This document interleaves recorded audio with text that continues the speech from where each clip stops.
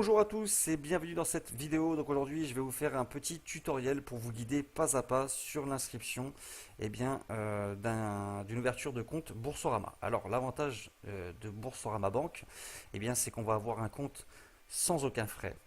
Nous avons aussi la possibilité d'obtenir une carte bancaire gratuite à vie et 80 euros dès notre inscription, suivant une condition que je vais vous expliquer par la suite. Ok.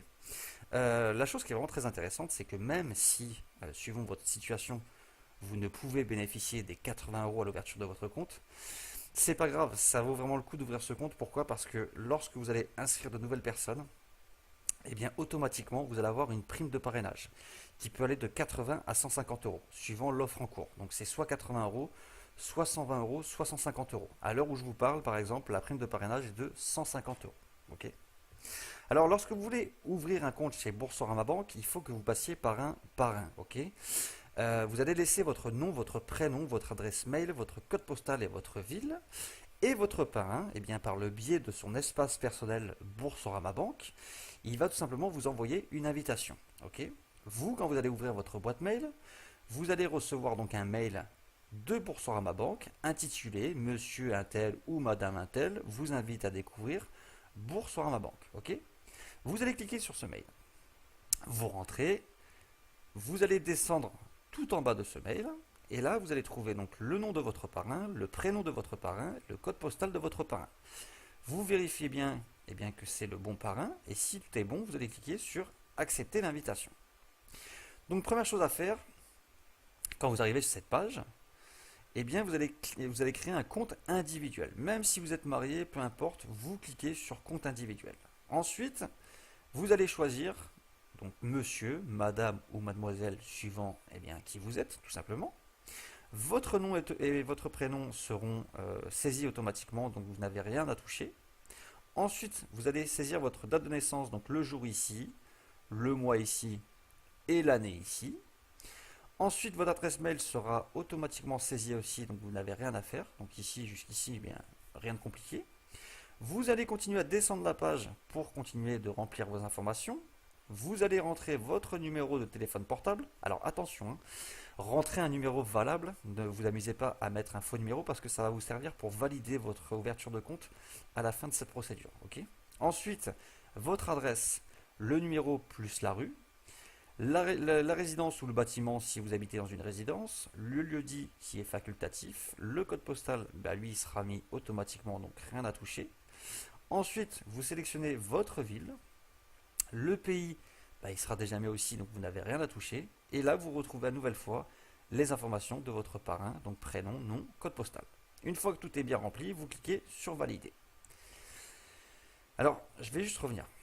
Attention, si jamais vous voyez un message d'erreur, c'est qu'il y a peut-être un caractère invalide, donc un accent ou... Alors je ne sais plus exactement, je ne sais plus si les accents sont tolérés, mais je sais que quelqu'un la dernière fois m'a dit je comprends pas, j'arrive pas à aller plus loin, et en fait il y avait un caractère spécial en fait qui ne passait pas. Okay. Donc si jamais vous avez ce problème, ne vous inquiétez pas, c'est que vous avez peut-être un caractère qui n'est pas valide. Okay. Donc vous remplacez un et par un e, ou si c'est un e circonflexe, vous mettez un e tout court, etc. Okay. Donc, une fois que tout est bien rempli, vous cliquez sur valider et vous arrivez sur cette page. Vous allez choisir votre nationalité, votre pays de naissance et votre ville de naissance. Lorsque vous saisissez votre ville de naissance, en fait, on va vous demander tout simplement un code postal. En fonction du code postal, ça va vous sortir la ville automatiquement. Ensuite, vous sélectionnez votre situation familiale, donc célibataire, marié, peu importe. Une fois que tout est bien rempli, vous allez cliquer sur suivant.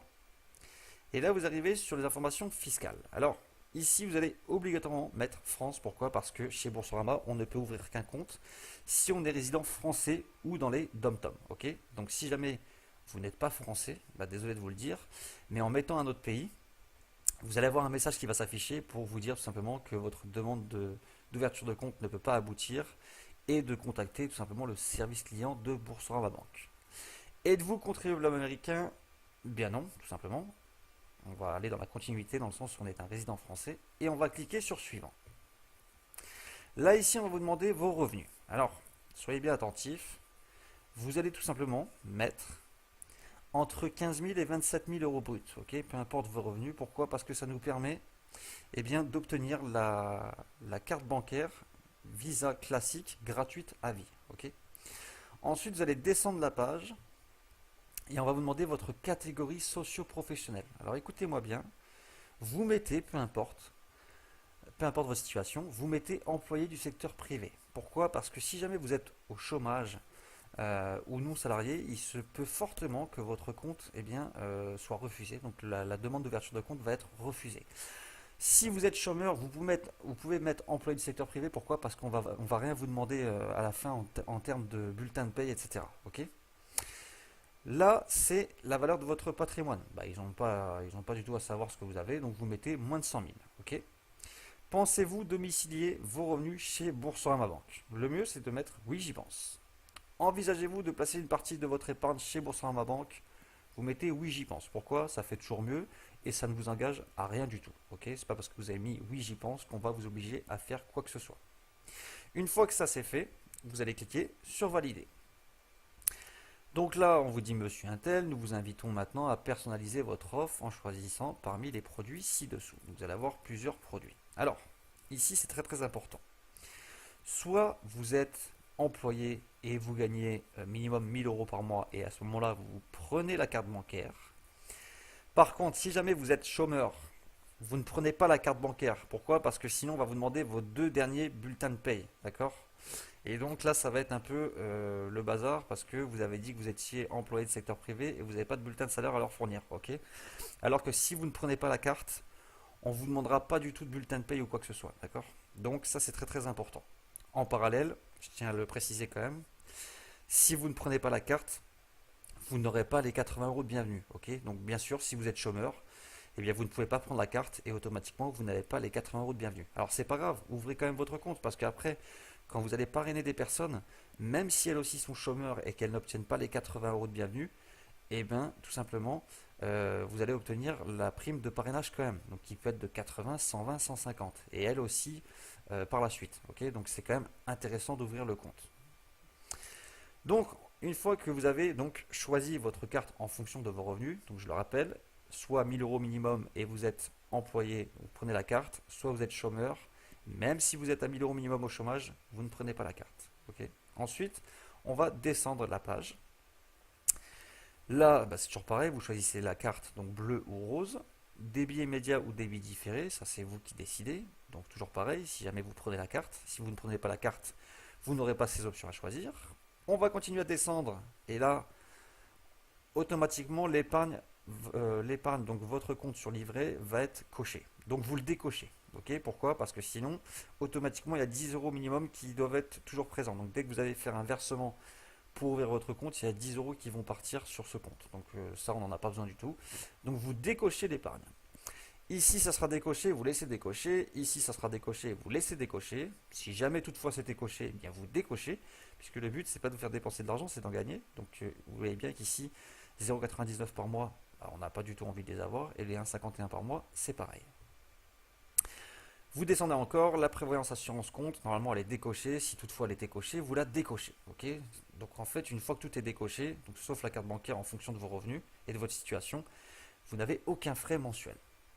Vous allez cliquer sur valider. Là, c'est le récapitulatif. Alors bien sûr, dans cet exemple, j'ai considéré que vous étiez employé avec un revenu de 1000 euros par mois minimum. Donc là, ici, on me dit qu'il y a ma carte bancaire. Ensuite, quand je descends, il y a mes informations. Donc vous vérifiez bien que vos informations sont bien mises correctement. Donc votre nom, votre date de naissance, votre mail, votre adresse, votre ville de naissance et votre nationalité. Ensuite, vous continuez à descendre. Vous avez votre résidence fiscale, français, vous n'êtes pas contribuable américain, employé du secteur privé, entre 15 et 27 000 bruts annuels, patrimoine moins de 100 000, ok, tout est bon. Vous cliquez sur valider. Donc là, vous allez signer votre contrat de manière électronique. Ça se passe par votre téléphone portable, ok. Vous descendez la page pour arriver tout en bas. Et là, vous cliquez sur recevoir le SMS et passer à l'étape suivante, ce qui va vous permettre de signer votre contrat de manière électronique. Vous cliquez ici et là vous avez votre contrat que vous pouvez télécharger et conserver sur votre ordinateur. Vous allez descendre la page tout en bas. Vous allez cliquer les deux cases et vous allez recevoir votre code confidentiel par SMS sur votre numéro de téléphone. Vous allez rentrer votre code, donc c'est pas celui-là, ça sera un autre bien sûr, et vous cliquez sur Je signe. Donc là, il est marqué finalisez maintenant votre dossier en nous transmettant vos pièces justificatives électroniquement. Ok. Donc, vous pouvez cliquer ici pour voir la liste des pièces afin que vous puissiez les préparer. Donc, vous descendez la page et vous arrivez tout en bas, vous cliquez sur transmettre mes justificatifs, donc pour finaliser l'ouverture de votre compte. Alors, l'identité, c'est très simple, vous allez cliquer ici, une nouvelle fenêtre va s'ouvrir. Vous choisissez entre votre carte d'identité, votre passeport ou une carte de séjour. Et à ce moment-là, en fonction de ce que vous allez choisir, on va vous demander de télécharger des documents que vous aurez sur votre ordinateur. Donc, la pièce d'identité, par exemple, il va falloir que vous envoyiez sous format de 2 dossiers, donc une pièce jointe du verso, une pièce jointe du recto. Ensuite, vous revenez en arrière et vous allez télécharger un justificatif de domicile. Donc ça peut être une quittance de gaz, d'EDF, ça peut être une facture téléphone mobile, ça passe sans problème. Voilà, un justificatif de domicile reconnu par l'État, tout simplement. Vous allez télécharger un RIB. Ok. Vous allez prendre une feuille blanche et vous allez faire une signature sur une feuille blanche. Vous allez la prendre en photo et vous allez la télécharger. Ok. Ça c'est pour dire que vous avez bien signé votre contrat. Ok. Donc ensuite, je vais revenir en arrière. Une fois que vous avez signé votre contrat électroniquement, et bien vous allez le signer de manière manuscrite. Ok. Donc vous signez sur une feuille blanche, vous téléchargez sur votre PC et vous allez télécharger donc sur Boursorama Banque. Les revenus, ça c'est parce que j'ai demandé une carte. Ok. Si vous ne demandez pas de carte, vous n'aurez pas de justificatif de revenus tout simplement à fournir. D'accord. Donc, une fois que vous avez tout bien fait, ok, tout va être coché en vert. Et là, vous n'avez plus qu'à cliquer sur valider mes informations et finaliser ma souscription. Et le dossier est parti. Et donc maintenant, dans les 5 jours ouvrables, vous allez avoir donc l'examination de votre dossier. Donc généralement, il n'y a pas de problème. Hein. Si vous avez demandé une carte et que vous êtes à 1000 euros net par mois et que vous avez bien justifié de vos 2 bulletins de salaire, il n'y a aucune raison que ça ne passe pas. Et si vous n'avez pas demandé la carte et que tous vos justificatifs de domicile, identité, RIB, signature sont conformes, il n'y a aucun problème non plus. Vous allez recevoir un mail pour vous dire que votre demande a été validée. Et ensuite, on va vous envoyer le RIB où il va falloir que vous envoyiez tout simplement la somme d'argent sur votre compte Boursorama Banque que vous pourrez récupérer dès l'ouverture de votre compte. Et voilà, et votre compte sera activé et vous aurez donc les 80 euros de bienvenue suivant si vous avez la carte ou non. Ok. Donc, pour récapituler, vous demandez à votre parrain qui vous envoie une invitation. Vous cliquez sur le mail, vous suivez toutes les étapes que je viens de faire avec vous en direct. Ensuite, 5 jours ouvrés après, vous avez une réponse de Boursorama Banque pour vous dire si oui ou non ils acceptent l'ouverture de votre compte. Vous faites le virement donc le plus vite possible qui va mettre à peu près entre 1 à 2 journées. Et là, automatiquement, dès lors où votre virement est arrivé, 7 jours après, vous allez recevoir vos identifiants et votre compte sera définitivement ouvert. Ok. Et vous pourrez, donc au bout de 15 jours, puisque ça sera l'ouverture définitive de votre compte, tout simplement faire un virement dans l'autre sens et récupérer l'argent que vous avez déposé sur Boursorama Banque en y laissant au minimum 1 euro afin que l'on ne vous ferme pas votre compte. Voilà, donc c'était vraiment très simple, mais c'est très très intéressant Boursorama Banque quand on veut parrainer des personnes, puisque je vous le rappelle, c'est 80, 120 ou 150 euros. Et je peux vous garantir qu'il y a beaucoup de monde qui gagne de nombreuses primes de parrainage. Voilà, j'espère que cette vidéo vous aidera dans l'ouverture de votre compte. Et je vous dis à très bientôt. Bye bye.